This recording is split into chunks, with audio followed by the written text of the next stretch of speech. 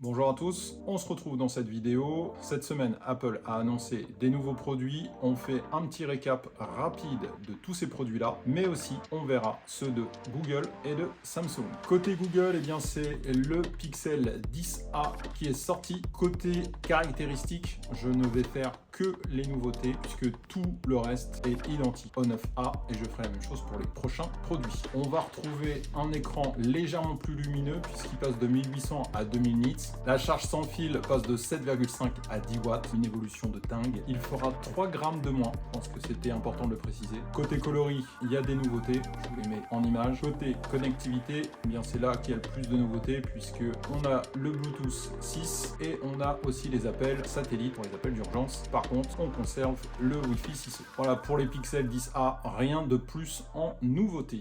On enchaîne tout de suite avec Samsung qui a annoncé toute sa gamme de S26, S26, S26 Plus et S26 Ultra. Si on les compare au S25, il y a là aussi vraiment de très légères modifications. Pour le S26, eh bien, on passe de 6,2 pouces à 6,3 pouces. Important de le préciser, on gagne 0,1 pouce. Côté batterie, on passe de 4000 à 4300 mAh. Logiquement, on devrait gagner un tout petit peu en autonomie, peut-être 10 minutes. Il prend un peu de poids puisqu'il a 5 grammes de plus. Là aussi, c'était important de le dire. En revanche, pour la connectivité, eh bien là, toute la gamme S26 passe en Wi-Fi 7 et en Bluetooth 6. Pour la partie Ultra, le S26 Ultra change ses focales. Je vous les mets en image, que j'ai pas envie de énumérer toutes les focales, mais vous voyez qu'il y a des légères différences avec le S25 Ultra. Il y a aussi un petit peu d'esthétisme puisque le format extérieur a un petit peu changé. Ils ont donc uniformisé la gamme des S26 pour que tous se ressemblent extérieurement. Quand on met les trois modèles côte à côte, on ne voit aucune différence. Il y a quelques nouveautés logicielles sur la partie intelligence artificielle, vous vous doutez bien puisque c'est vraiment le fer de lance de Samsung. Ces nouveautés sont pour l'instant une exclusivité S26, donc sur la gamme S26, mais clairement ils vont très vite arriver sur les anciens modèles, donc les S25 vont certainement en bénéficier d'ici la fin de l'année, et même ceux qui ont le S24. Si vous êtes dans ces gammes-là, conservez-le, ça ne sert à rien de changer de téléphone. Et globalement, c'est tout, puisque tout le reste est identique au modèle de l'année dernière. Donc faut-il changer? Personnellement, je ne pense pas. Voilà pour Samsung, vous voyez, ça va très vite. Et on passe à Apple qui, lui, par contre, a annoncé beaucoup de choses, beaucoup de produits, du MacBook, un iPhone 17e, l'iPad Air, plusieurs MacBooks, dont un petit nouveau qui s'appelle Neo. On va commencer par l'iPhone 17e, les nouveautés par rapport au 16e, le processeur, puisqu'on passe au A19. C'est pas exactement le même qui est sur l'iPhone 17, il y a un GPU de moins. Généralement, c'est des processeurs qui ont un petit défaut lors de la fabrication, et au lieu de les jeter, ils les mettent dans des gammes comme le 17. On va avoir un verre plus résistant pour l'écran, puisqu'on passe au Ceramic Shield 2. Ils annoncent 2 fois plus résistant que le 16. Une nouvelle couleur, le rose. Les filles seront contentes, et peut-être aussi les garçons d'ailleurs. Mais la vraie nouveauté, c'est le MagSafe qui est enfin mis en place. Ça a été une des grosses critiques sur le 16e.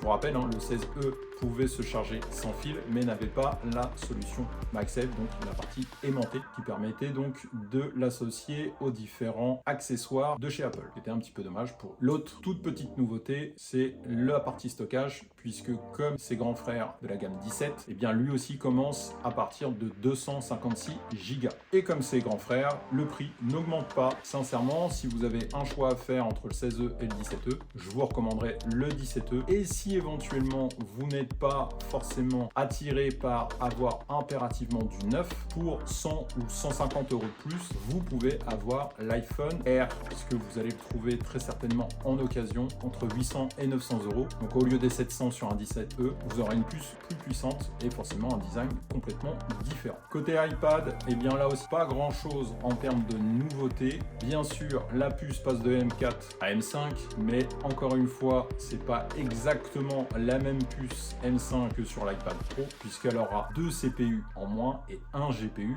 en moins. Et par rapport à son petit frère de l'iPad M4 de l'année dernière, et bien là, il récupère le Wi-Fi 7 et le Bluetooth 6. Maintenant, pour les MacBooks, il y a le MacBook Pro et le MacBook M5. Côté nouveauté, c'est pareil, il n'y a pas grand chose à se mettre sous la dent. On va noter forcément le Wi-Fi 7, le Bluetooth 6, son écran qui grossit un tout petit peu, puisqu'il passe de 13 pouces à 13 pouces 6, et la puce N1 qui a été mise en place, qui nous permettra une meilleure efficience de la batterie et donc une meilleure autonomie. Un stockage qui démarre cette fois-ci à 512 Go Go au lieu du 256. Le MacBook Pro M5 eh bien, apparaît aussi avec ses grands frères M5 Pro et M5 Max. Côté puissance, vous vous doutez bien qu'on est sur des choses excessivement puissantes, mais le prix va avec, puisque pour M5 Max, on arrive à plus de 4000 €, avec un début de stockage à 2 Tera. Il bénéficie maintenant de la caméra Center Stage, donc qui permet de bouger en même temps que vous quand vous l'utilisez. Et c'est à peu près tout sur les nouveautés pour les MacBook Pro et le MacBook Air.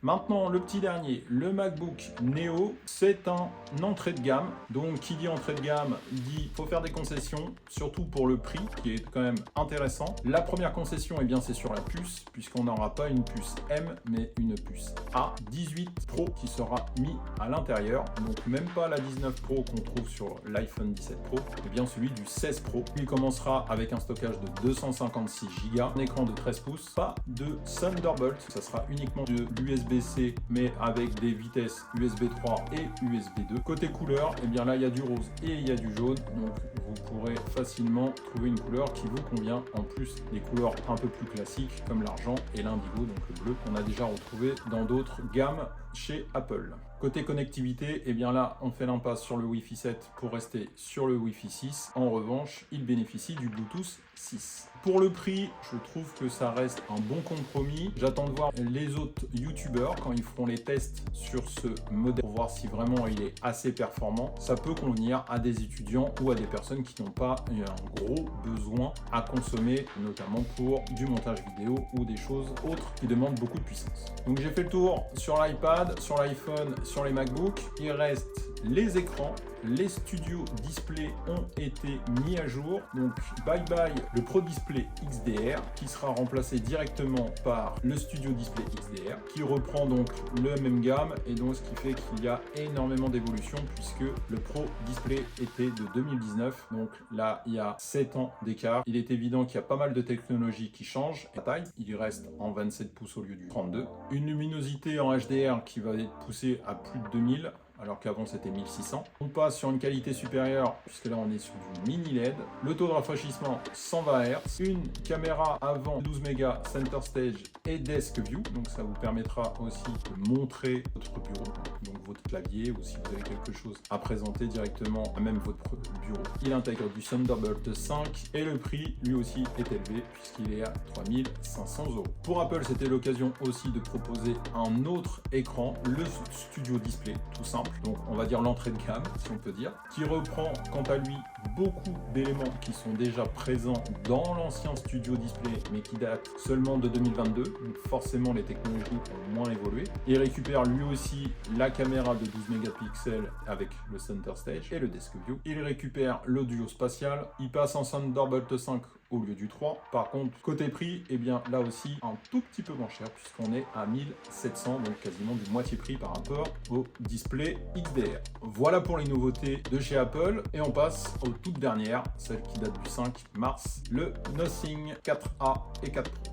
Pour le Nothing 4A, on notera un changement côté design pour le glyphe. Avant, il encerclait les capteurs photo. Maintenant, ce n'est qu'une barre verticale sur la droite, avec bien sûr des nouveaux coloris. Les autres nouveautés pour le Nothing 4A sont le processeur qui devient le Snapdragon 7 génération 4, la luminosité qui passe de 4500 contre les 3000 pour le 3A, et sur le taux de rafraîchissement, eh bien on reste à 120 Hz. Pour le Nothing 4A Pro, on notera une grosse modification pour l'arrière du Nothing avec moins de transparence et une redisposition des capteurs afin de mettre le glyphe, même si son nom change, qui fait son apparition sur ce 4A Pro.